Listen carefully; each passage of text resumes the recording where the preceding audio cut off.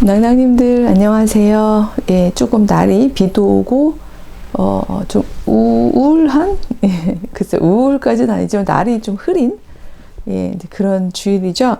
예, 아마 제가 마음이 우울해서 그런지도 모르겠습니다. 뭐 긴 얘기를 할 수는 없고요. 제가 새벽 한 3시까지 아들 녀석하고 20대가 원래 그렇죠. 예, 20대가 자기를 만들어 가느라고 참 많은 이런저런 생각을 할 텐데 좀 에너지가 되게 많이 들어가는 대화를 좀 했더니 제가 워낙에 잠을 좀 충분히 자야 되는 사람이고 뭐 등등등 예, 거의 못 잤어요. 지금은 뭐 시간이 그래도 아침 시간이긴 합니다만 그 얘기를 하게 되면 오늘 이야기를 할 수가 없을 것 같아서 그래서 저도 이렇게 밝게 눈물이 날라고 막 그럴 정도네요. 밝게 막 해보고 싶은데 그게 잘 안 될 것 같아요. 근데 진짜 이 정도면 예, 너무 심하죠? 근데 바로 이 지점 때문에 조금 힘들었던 것 같아요. 그러니까 뭐 길게 얘기 안 하겠습니다만, 그러니까 그 아들 아이가 살아오면서 그 엄마가 가진 이런 일종의 책임감인 거죠. 그러니까 막 제가 막 여기 막 뭐 나가지고 줄줄줄줄 흐를 때도 선글라스 끼고 하고 매 주일이 되면 그쵸? 이거 하고 일주일에 한 번씩 하고 이런 모습이 이제 아들한테는 되게 양가적인 감정이 있나 봐요. 그러니까 말하자면 우리 엄마가 저렇게까지 책임감이 강하고 매사에 가족 사이에 있어서도요 그렇게 해내는 일들이 멋져 보이고 좋아 보이고 존경스러워 보이면서도 한편으론 전 한 번도 아들한테는 그걸 강요한 적이 없는데 나도 저렇게 살아야 하나에 대한 엄청난 부담감이 있나 봐요. 그리고 자기는 그게 못하겠다는 것보단 안 하고 싶은 삶 중에 하나라는 거죠. 그래서 내가 인정한다. 너는 그렇게 살지 않아도 되는 거지만 그냥 너는 너 자신에게만 책임 있게 살아라. 가족 구성 안에서 뭐 어떤 책임을 하기 위해서 그렇게 에너지를 끌어올릴 거 없다. 뭐 이제 등등등 이런 얘기들을 이제 하다가 또 이런 얘기가 나오게 된 계기는 집안 얘기 다 하네요. 저희 어머니가 아버님이 11월 중순에 돌아가셨잖아요. 근데 곧 겨울이 될 차가운 땅에 묻고 싶지가 않으셨던 거예요. 그 선산이 있긴 한데 그래서 그 분골된 그 유골함을 집에 가져오셨어요. 그래서 지금까지 사실 어제까지 저희랑 같이 같이 지냈다 그럴 수는 없고 이제 이미 생명은 다 하신 거니까 그래서 거실에다가 이렇게 두고 매번 꽃도 갈아드리고 막 이랬었는데 어머님께서 하고 싶으신 거였죠 기꺼이. 근데 날도 따뜻해지고 조금 여러 가지 문제들이 있을 것 같아서 또 주민들도 저희처럼 다 또 친근감을 느끼는 건 아니니까 그래서 어머니 잘 설득해가지고 어저께 그러니까 토요일이죠. 토요일날 선산에 모셨거든요. 근데 모시는 그 과정 중에서 이제 늘 그랬듯이 많은 일들이 엄마를 통해서 일이 되어지고 이런 것들을 보면서 이제 아이가 되게 여러 가지 감정이 있었던 것 같아요. 일은 잘 마무리됐고 아름답게 마무리됐고 저도 그거에 대해서 왜 엄마가 땅을 파고 있냐 더 안 해야 되죠? 왜 엄마가 그 모든 걸 해야 되냐 약간 이런 걸 놓고서 엄마가 저는 투덜거린 적도 없고 예 그냥 묵묵히 제가 할 일을 했던 건데 이제 아들아이는 그런 모습들이 박힌 거죠 마음에. 이제 그리고 이제 그런 것들을 서로 얘기하고 그러다가 그래서 아니 내가 괜찮은데 네가 왜 그러냐. 엄마는 더군다나 근데 그 아이의 포인트는 그거였어요. 오늘 얘기랑 살짝 있어서 제가 얘기하는 건데 엄마는 굴종적인 사람도 아니고 비주체적인 사람도 아니고 며느리는 이래야 해, 아내는 이래야 해, 엄마는 이래야 해라는 어떤 이 사회 제도가 그러니까 하라고 내면화를 막 시키는 그 사회화라고 하죠. 소위 사회화라고 표현할 수 있는 그런 거를 비주체적으로 받아들여서 하고 있는 사람도 아닌데, 그쵸? 근데 오늘은 사실 주체라는 문제가 굉장히 큰 문제라는 데 써준다. 서브젝트죠, 서브젝트. 주제 아니고 주체요.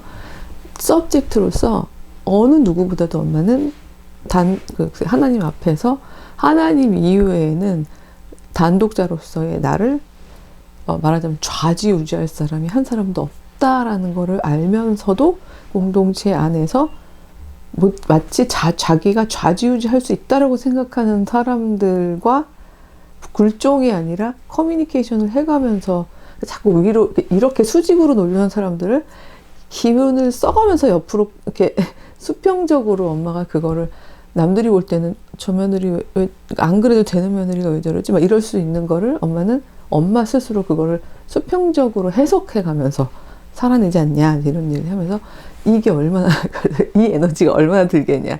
그냥 자기는 안 그러고 살고 싶다 이런 얘기를 하다가 이제 저희 아들 한번 말을 시작하면 끝이 없거든요. 그래서 그래 너는 그렇게 살지 마. 근데 뭐 어쨌든 근데 그러다가 힘들었는데 올라오는데요 에너지가. 예, 다행이에요. 이 정도는 돼야지 제가 유튜브를 찍을 수가 있는데 그래서 사실 시작할 때 에너지가 없었어요. 근데 그러니까 계속 이거를 어떤 해야 한다고 생각하는 거를 하는 동력이라고 그래야 될까요?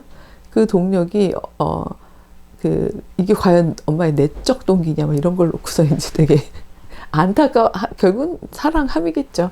예, 근데 제 나이에 제가 뭐 하겠다는데, 그쵸? 그리고 제 삶이 해석이 됐다는데, 누가 뭐라 그러겠어요.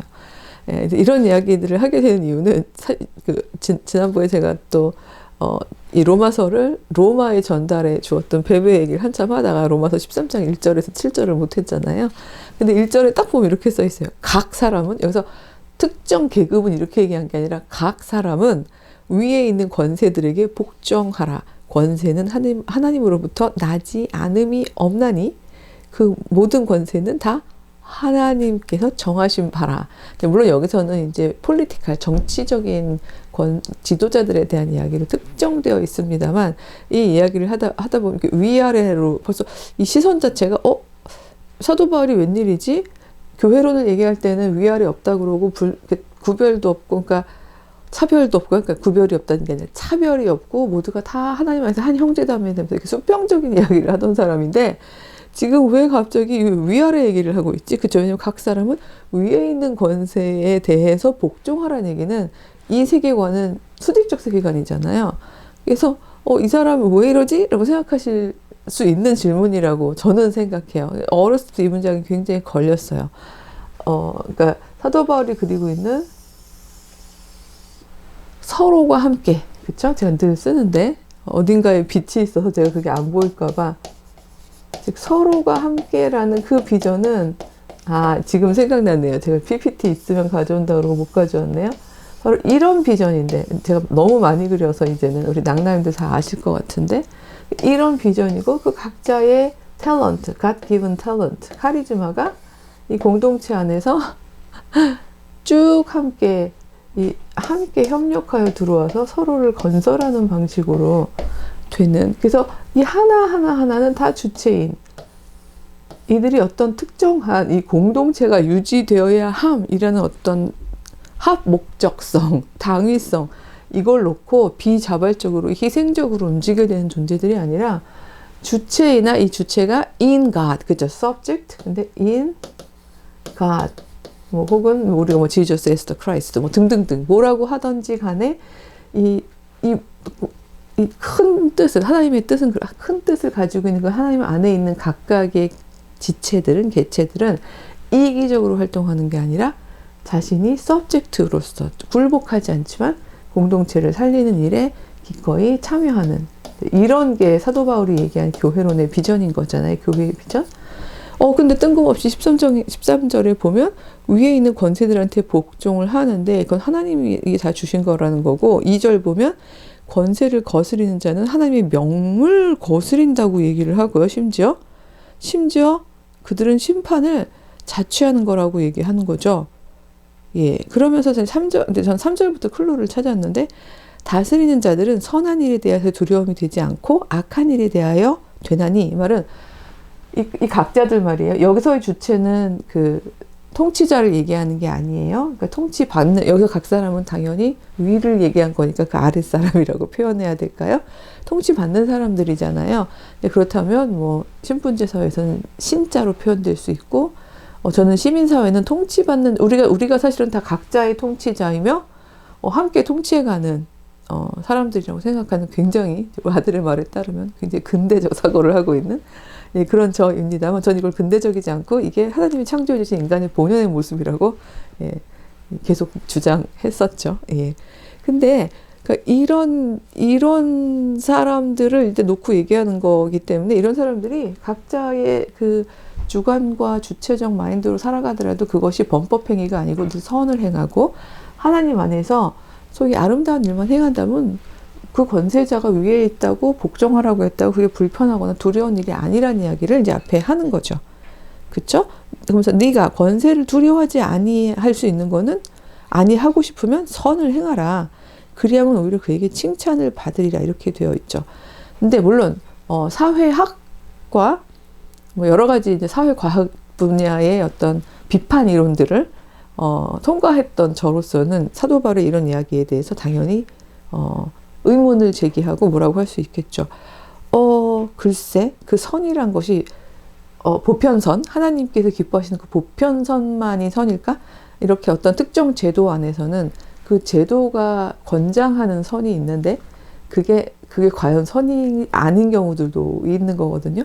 뭐 길게 예를 들면 뭐 합니다만 뭐 예를 들어서 어떤 특정한 부족에게 이런 게 사실은 이제 그 소위 포스트 콜로니얼 뭐 식민 이론 그러니까 식민지를 벗어나려는 그러니까 그 포코를 탈 식민주의 이론 이런 데서는 이제 예를 들어서 서양 선교사들이 인도에 가봤더니 막 순장 제도가 있는 거예요. 예를 들어서 뭐라고 남편이 죽었다고 살아있는 아내를 같이 묻는다고 이런 야만적이고 그럼 그 여자는 서브젝트 주체가 아닌 거야? 그냥 비주체로서 남편에게 딸린 존재야? 그렇게 해서 이건 하나님이 기뻐하시는 일이 아니야. 이런 식으로 이건 하나님께서 기뻐하시는 일을 해야 해라고 이제 막 주장하는 이제 그런 일들이 사실은 이제 가면 생기잖아요. 이제 더 가면 더 너무 멀리 갈 거라 언제 한번 포스트 콜로니얼 윤리에 대한 것도 한번 할 수 있으면 얘기를 해야 되겠습니다만 근데 만약 그 여인이 글쎄 그걸 주체라고 표현해야 될지 모르겠지만 아마 이거는 이제 비판이론에서는 그녀는 주체가 아니야. 그녀는 완전히 그 인도의 인도 가부장제에 완전히 그냥 100% 포섭당해 버렸기 때문에 그걸 자신의 욕망이라고 생각하면서 거길 남편하고 같이 묻히기를 바라는 거야. 이렇게 해석을 하겠죠. 비판 이론자들의 경우는. 근데 이제 포스트 콜로니얼리즘의 결은 조금 달라지거든요. 근데 만약에 그 여자가 이건 내 의지고, 그러니까 내 뜻으로 나는 뭐 이렇게 거기에 들어가겠어. 왜냐하면 이것이 아내로서 선한 일이기 때문입니다. 만약 이렇게 얘기한다면, 그러니까 선이 이게 그러니까 그러니까 낭낭님들도 얼른 무슨 말씀인지 알 것 같으실 것 같아요. 그러니까 선이란 것이 너무 이렇게 자명한 건 아니구나. 그 어떤 인도의 특정 사회에서 그걸 사티 하죠. 그러니까 그 제도가 계속해서 반복되면서 이건 선한 일이야, 귀한 일이야. 우리나라 연료도 마찬가지지만요. 남편 죽었다고 곡기 끊고 따라가는 거. 이건 여자 아내로서 할 수 있는 최선이야. 그러니까 최선, 최고의 선이야. 이런 이야기들이 정말 선인가? 를 물어보는 건 되게 중요한데 바울의 이야기에는 이 이야기를 만약에 경우로 받게 되면 그 비판적 지점은 없어지는 거죠. 지금 현재 내가 속해 있는 이 정치 시스템에서 선이라고 얘기하는 것을 잘 따라서 살면 칭찬받을 거야. 이런 얘기처럼 읽힐 수 있는 거잖아요. 그러니까 저 같은 경우에 동의하기가 어려운 이제 3절이 되게 되는 건데, 그 이제 4절로 갑니다. 그는 하나님의 사역자가 되어 너에게 선을 베푸는 자다. 이렇게 표현을 하죠. 근데 이 부분도 저는 사도 바울이 정말 모든 정치가들이 하나님의 사역자이며 선을 베푸는 자라고 생각했을까? 라고 생각한다면 제가 사도 바울하고 인터뷰를 하기 전에는 모르겠습니다만 본인도 피식민지 계층의 그러니까 그 민족의 피식민 민족 유대인이니까요.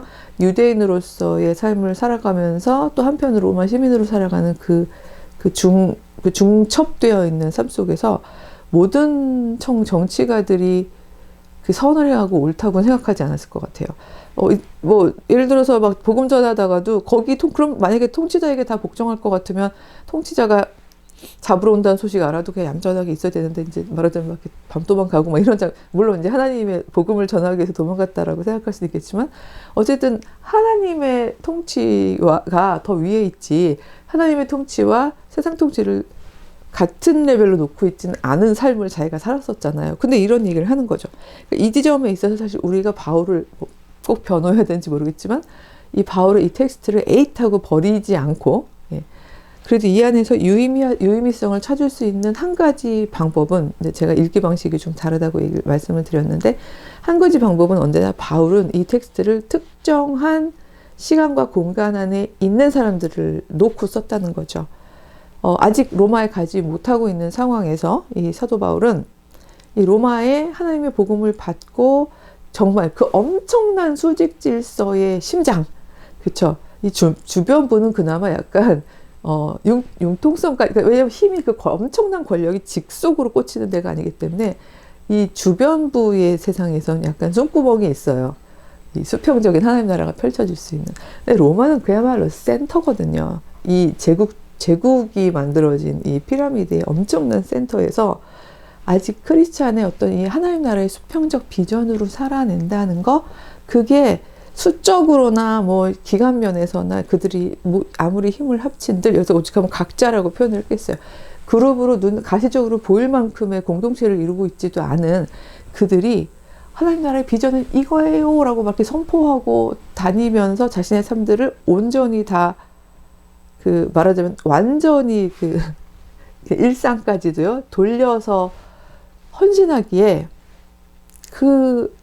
자기도 가서 힘을 같이 동행도 못하는 마당에 그렇게 말하기에 너무 상황이 진짜 게임이 안 되는 그 상황에서 한 말이 아닐까. 그러니까 전 그렇게 읽어본 거죠. 그랬기 때문에 아휴 그래 그 사람들이 공연히 칼을 가진 게 아니야 뭐 이러면서 다 그들 사실은 하나님의 사역자가 되어서 악을 행하는 자에게 진노하심을 따라 보응하는 자야, 이런 말들을 이제 했던 것이 아닌가라고 생각하는 거죠. 근데 물론 그랬기 때문에 그 시간 그 공간에서 이 로마서를 받아들였던 사람들이 그래 끄떡끄떡하면서 통치자들은 다 하나님의 뜻이 있어서 세운 사람들이고 저 사람들은 사실 하나님의 사역자이고 선을 베푸는 사람들이고 그 칼은 내가 선함을 안 선택하면 말하자면 벌 주는 그런 칼인 거야. 이렇게 모두가, 그러니까 바울도 진짜 그 진심이었고 사람들 진짜 끄덕끄덕하고 있었을지, 거기에 대해서는 저는 솔직히 말하면 과로해요. 왜냐면 제가 할 수 있는, 왜냐면 그 아무리 상상력을 펼치고 추론을 해봐도 추론하기가 어려워요. 다만 약간 이거 되게 조심스러운 얘기인데요. 종교적 왜냐면 종교를 전 수평으로 펼치고 싶은 사람인데, 그럼에도 이 부분에서 사실 계속 새벽 3시까지 아들하고도 우리 둘 사이에서 완전히 얘기가 많았었는데, 왜 가끔 보면은 모든 종교에는 엘리트들이 동의하고 있는 어떤 그 정수가 있어요, 핵심이. 근데 거기에는 보상 체계가 없어요, 대부분의 경우에는. 왜냐면 엘리트들은요, 그 종교적 정신의 본수를 깨닫는 것만으로도 기쁜 거예요. 이걸 엘리트라고 부른다는 것도 조심스러운데, 어쨌든 그거 자체로 기쁜 사람들이 있어요. 그렇게 태어난 사람들이죠. 근데 그걸 위에다 올릴 것이냐? 전 옆에다 두고 싶은 거죠. 그냥 그런 사람들이 있어요라고 얘기하고 싶은 거죠. 근데 다수의 사람들은요, 보상 시스템이 없으면, 혹은 형벌 시스템이 없으면, 이거를 일단 이해하기 되게 어렵거니와, 혹은 못할 수도 있거니와, 이거대로 살아가는 데 있어서 보상 시스템이 없으면 살기가 어려워지는 거예요. 혹은 형벌 시스템이 없으면.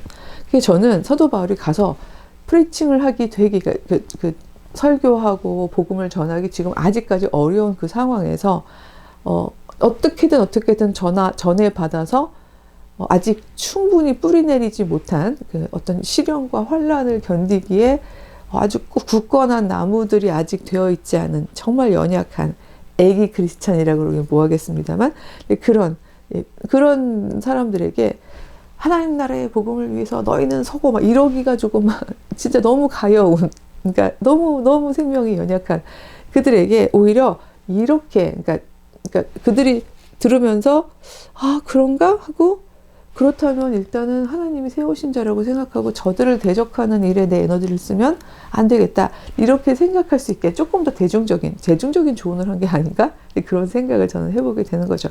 근데 이 당시에 사도 바울이 가지 않았던 로마의 크리스천들 대중을 얘기하는 거지, 이 얘기가 계속해서 우리에게까지 지금도 저는 유효한 얘기라고는 솔직히 생각을 안 하는 거예요. 제가 경고와 서류를 얘기하면서 이 부분은 당시에 사도 바울이 전한 로마의 특수한 크리스찬들에게 한정된 서라고 사실은 보고 있는 거죠. 그래서 이 부분에서는 전 경을 길어 올릴 수가 없었던 거예요. 근데 오히려 제가 5절부터 보면은요, 그러므로 복종하지 아니할 수 없으니 진노 때문에 할 것이 아니라 양심을 따라 할 것이라. 너희가 조세를 바치는 것도 이로 말미암음이라. 그들이 하나님이 일꾼이 되어 바로 이 일에 항상 힘쓰느니라.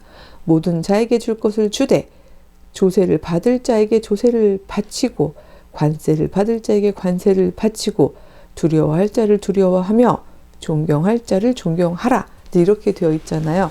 이건 사실은 각 사람에게 한 말인데 저는 이 이야기가 약간 사도 바울은 그렇게 안 했지만 들을 게 있는 자는 들어라로 읽히고 있어요. 사실은. 그래서 지금 하는 네가 로마 시민으로서 솔직히 말하면 저들은 제가 볼 때는 그 당시에도 이미 하나님이 기뻐하시는 삶을 살고 있는 선한 사람들이 그 칼이 선한 자에게 주어지지 않았다고 생각을 하는데 그럼에도 불구하고 이것이 하나님의 명령이다. 그냥 뜻대로 따라라.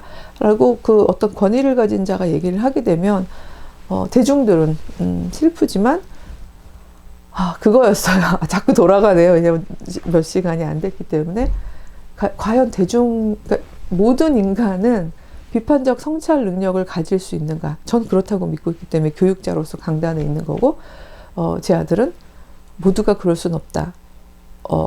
근데 자기는 그럴 수 있는 소수의 엘리트가 되는 삶을 사는 것보다는 그럴 수 없는 사람들하고 사실은 나는 그런 사람이기 때문에 나는 그런 사람이었는데 하필 백소영에게 길러져서 모든 인간은 그럴 수 있다고 강력하게 믿는 인간에게 길러져서 자기가 양육되는 자의 삶의 목표가 뭐 서울대 가기 뭐 뉴스 신문에 나서 엄마 영광 돌리기 이런 게 아니라 이런 거였다면 자기는 아주 빠르게 탈주했을 거라는 거죠. 근데 그런 게 아니라 모든 인간은 스스로 설 수 있고 스스로 선다는 거는 이제 막 높아진다는 뜻이 절대 아닌 거예요. 자기 두 발로 하나님 앞에 스스로 설 수 있고 주체적으로 판단하고 비판적으로 성찰을 할 수 있는 능력을 함양할 수 있다. 가지고 태어나는 건 아니지만 함양할 수 있고 그런 비판 능력을 가지고 자신이 자기를 통과해서 비판적 사고를 통해서 행동과 알미 일치하는 삶을 살아야 한다.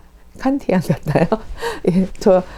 저희 아들이 저를 칸트녀라고 부르기도 했는데 근데 그렇게 생각하고 근데 엄마가 언행이 불일치하면은 말하고 이런데 어쨌든 엄마로 자기가 볼 때는 이제 그렇게 살아가는 엄마를 보면서 그게 굉장히 불편했고 자기가 그렇게 어느 정도 그나마 성찰성이 있어 보이는 것은 이런 엄마가 끊임없이 계속해서 엄마의 요구사항이 이거였던 거죠. 뭐가 되라가 아니라 그것도 어떤 면에서는 되라네요. 그렇죠? 훌륭한 사람이 되라, 막 멋진 사람이 되라 이런 게 아니라 하나님이 창조하신 모든 인간이 갖춰야 할 가장 기초적인 역량, 주체성, 자율성, 자유, 너의 삶에 너가 책임지는 삶, 약간 그러니까 이런 이야기들이 자기는 엄마가 했기 때문에 겨우 그거를 흉내낸 거지. 사실 아까 지워버렸는데 자기는 그냥 평범하게 이렇게 뭐 하나님 권력은 하나님으로부터 온 거래 이렇게 얘기했을 때 비판적 사고 없이 아멘 그러고 뭐 그렇게 생각하고 뭐 저리로 간대 저리로 가면 산대 그럼 우르르 가고 휩쓸리고 막 여기저기 이렇게 무더기로 같이 묻어다니고 그러니까 대중이라는 말 혹은 군중이라는 말로 묻혀 살아가고 이게 자기는 기질적으로 훨씬 더 맞는 사람이라고 이제 저희 아들은 생각하는 거예요. 근데 그렇기 때문에 자기는 그러니까 말하자면 그런 삶을 살고 싶은 그 욕망, 그 일종의 그 원초적 자아가 굉장히 강하다, 뭐 이런 얘기를 한 건데 거기서 저랑 부딪히면서 전도 역설적으로 이런 얘기를 지금 오늘 하는 거죠. 그러나 사실 모두가 그렇게 다 비판적 성찰을 저는 시간이 걸릴 뿐, 모먼트가 있을 뿐 가능하다고 보는 건데 사도 바울에게는 임박한 종말이라는 굉장히 이건 어마어마한 곧 예수님이 도래하실 조금 견디기만 하면 되는 그 임박한 종말이라는 시간성도 전 작동을 했다고 보는 거거든요. 그렇기 때문에 너희들 그 연약한 상태에서 그 소수가 그 엄청난 제국의 심장에서 곧 하나님 나라가 통치 질서로 올 텐데 그 사이 시간을 살아내는 데 있어서 거기다 에너지를 쓰지 마. 계란으로 바위치기야. 전 이런 얘기를 했다고 생각하는 게 1번이고 힘 빼지 마. 뭐 이렇게 해야 될까요?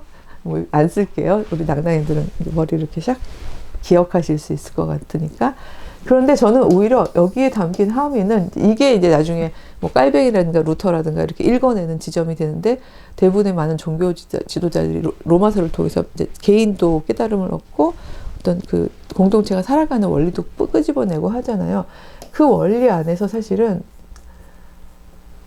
여기서 지도자에 대한 위의 권세를 가진 사람에 대한 이야기는 없지만 이 이야기가 이렇게 쓰여짐으로써 사실은 간접적으로 이거는 피지배자에게의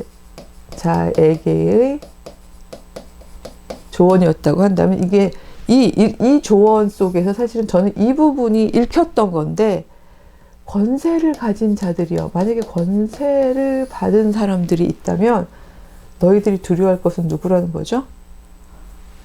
하나님을 두려워해야 된다. 너는 하나님이 세우신 자들이다. 따라서 하나님 안에서 내가 이 휘두르는 칼이 하나님 안에서 합당한가, 정당한가를 끊임없이 생각하면서 하나님의 선, 이 제도적 선이 아니라요. 하나님의 선을 이루기 위해서 하나님의 사람으로서 애써야 한다는 바로 저는 그 지점이 이 맥락 속에서 그래야 이 사람들한테 그 말이 그러니까 작동할 테니까요. 그래서 오히려 그래서 이 권세 있는 사람들을 향한 조언을 이렇게 뒤집는 방식으로도 전달할 수 있는 텍스트로 저는 읽은 거죠. 그래서 제가 이건 지도자의 역량에 대한 부분으로 제가 오히려 읽겠다라고 말씀드린 게 그래서 그래요. 이게 피지배자의 생존술, 뭐 처세술 이렇게 읽는 게 아니라 전 이건 지배자가 어떤 방식으로 만약에 자신에게 어떤 자리가 주어졌다면 어쩔 수 없는 세상살 삶 속에서 위에 해당하는 윗자리가 주어졌다면 이걸 내가 어떤 두려움과 양심으로 받아야 하는지를 이 텍스트를 이렇게 한번 이렇게 왜냐면 수평이 맞죠. 왜냐면 이렇게 되면 이렇게 되는 거니까요. 근데 그렇게 한 번은 눕혀본 이제 읽기 방식인 거거든요. 그래서 이거는 뭐랑 만나냐면요. 이제 사실은 사도 바울이 유대인이기도 했기 때문에 야훼 왕 사상하고도 만나는 부분이라고 생각해요. 유대인들이 사실 웬만하면 인간 왕을 안 세우려고 노력했던 그 역사에 대해서 제가 이제 우리 낭낭님들하고 나눔을 가졌습니다만 그럼에도 불구하고 현실적으로 어쩔 수 없이 인간 왕을 세우는 군주제로 들어가게 되었을 때 그들은 제가 이렇게 나눴다고 말씀을 드렸었어요. 그들은 그 나눔이 보통은 우리가 피라미드 구조에서는 왕하고 이제 신하들을 신하고 신민을 나누는 거잖아요. 근데 이 야훼왕 사상에서는 만약에 글쎄 그거를 피라미드라고 하기 싫죠. 만약에 똑같은 피라미드라면 어떻게 나누는 건가 하면 여호와 왕 근데 이렇게 하기 싫은 게 여호와는 감싸시는 하나님이니까요. 그 안에 인간 왕하고 신민들이 있는데 요 안에서만 피라미드 합시다. 왜냐면 여호와께서는 이런 걸 싫어하시니까 제가 지웠어요. 근데 이 인간왕하고 신민이 다 여호와에게 누군 거예요? 여호와의 백성이 되는 거잖아요. 그러니까 여호와의 백성, 인간왕도 여호와의 백성이거든요. 그래서 여호와께서 주신 칼, 이 구조가 사실 야훼 사상의 야훼 왕 사상의 그 지배 통치 구조인 건데 따라서 인간왕은 자기 마음대로 못하는 거예요. 아무리 이렇게 어쩔 수 없이 주어진 구조 안에서라도 움직여야 되기 때문에 만들어진 제도 속에서라도 이 사람은 자기의 권세를 마음대로 칼을 휘두를 수가 없는 거죠. 여호와께서 기뻐하시는 방식으로 뭐 어떤 게 여호와께서 기뻐하시는 건가? 뭐 저희는 계속해서 이제 구약으로 또 다시 가야 됩니다만 정말 그쵸? 생명들을 또 아들하고 정말 그 모든 생명들이 풍성하게 자신의 생긴 대로의 삶을 잘 살아낼 수 있는 자유와 사랑과 뭐 평화와 뭐 정의와 행복과 이런 것들이 가득하고 충만하여 흘러넘치는 그런 하나님의 나라를 만드는 일에 자신에게 주어진 권세인 거죠. 저는 그 부분이 있다 보니까 이건 어쩌면 사도 바울은 이렇게 쓰긴 했지만 여기에는 이 두 가지 목적이 다 있지 않을까라는 생각을 저는 했던 거죠. 근데 이 텍스트를 어떤 방식으로 읽었는지에 대해서는 제가 사실은 오늘 여기다 사실 포스트잇을 붙이긴 했어요. 그래서 루터랑 깔뱅이랑 그 다음에 이제 신앙의 자유를 찾아서 뉴 잉글랜드로 갔던 그 청교도들은 이 텍스트를 어떤 방식으로 이해했고 국가와 크리스찬들의 관계를 어떤 방식으로 사람들에게 가르쳤나, 이 얘기까지 사실 오늘 읽어드리려고 했는데 아들 얘기하다가 굉장히 길어진 것 같죠. 그래서 이어가려고 해요. 아마 이제 이 성서 본문에 대한 이야기가 아니라 이 같은 텍스트를 놓고서 제가 읽었던 방식으로, 제가 볼 때는 루터나 깔뱅도 이 두 층위를 읽은 것 같아요. 그러니까 뭐 그분들이 먼저 읽으셨으니까 제가 뭐 그분들도 읽으셨네요, 뭐 이렇게 교만을 떨 수 있는 상황은 아니고요. 근데 왜냐하면 그들의 텍스트를 보면은 이렇게 설명이 되어 있지는 않지만 그렇게 통과했어야, 특히 이 부분에 대한 이해도를 가지고 있는 상태여야 할 수 있는 이야기들을 했기 때문이죠. 그래서 다음 주는 제가 너무 길게 하면 우리 낭나님들도 끝까지 다 보시는 게 힘들거니와 저도 오늘은 좀 막 지쳐서 초반에 울먹해서 죄송해요. 근데 신기하게도 우리 낭나님들이 이 화면 안에 있지 않은데도 막 얘기를 하다 보니까 에너지가 올라오네요. 이게 저의 생 에너지인가 봐요. 그래서 그냥 뭐 일상이 그래요. 그러나 저희 또 이게 사순절 기간이기도 하고, 그래서 진짜 인갓 아까 지웠나요? 하나님 안에서 우리는 어쩔 수 없이 계속해서 자꾸 이렇게 수지 유계 속에서 살아가면서 약간 우리에게 계속해서 너의 자유를 접어, 원래 이렇게 조직이 잘 운영되려면 어쩔 수 없는 거야. 너의 판단을 중지해. 혹은 굴복해. 아니면 실은 이게 내가 동의하지 않는, 이게 하나님의 뜻이야. 이런 식으로 얘기하는 이런 소용돌이 이 속에서 저는 휩쓸리지 않았으면 좋겠다는 바람을 아직도 가지고 있고, 그러니까 사도 바울이 어쩔 수 없는 그 임박한 종말과, 그렇죠? 안 한다면서 막혀요. 임박한 종말과 로만 크리스찬들의 당시에 뭐 연약성과 수적으로나 또 여러 가지 면에서 이런 걸 고려해서 했던 이 이야기를 지금까지도 마치 보편 명령인 것처럼, 하나님의 경인 것처럼 얘기해가면서 얘기하지는 말자. 그래서 우리는 이제 그러지 말자. 그게 저의 바람이고 저의 믿음이죠. 그렇게 일주일 동안 이제 앞으로 이번 일주일이 참 어떤 일이 벌어질지 지치기도 하면서도, 그러나 또 한편으로는 더 막 눈을 크게 떠야 하는 이런 상황들로 저희가 다음 일주일을 또 이렇게 만나게 될 것 같은데요. 사순절 기간 동안에 저희 인갓 하나님 안에서 휩쓸리지 않는 삶, 이거 너무 심한가요? 그러니까 휩쓸린다기보다는 내가 뛰어들어도 내가 생각하고 내가 판단하고 그것이 하나님 안에서 신앙적으로 이 모든 성서의 경을 잡았더라는 그 상황에서의 여기 양심도 있습니다만 그 확신이 있는 상태에서의 뛰어듦이었으면 좋겠다는 생각을 해보게 됩니다. 그만할게요. 그리고 다음 주에는 여기에 있는 얘기들로 풀어가면서 루터 당시에서의 교회와 국가, 그다음에 깔뱅, 얼추 비슷합니다만 그래도 한 제너레이션 정도는 차이가 나니까요.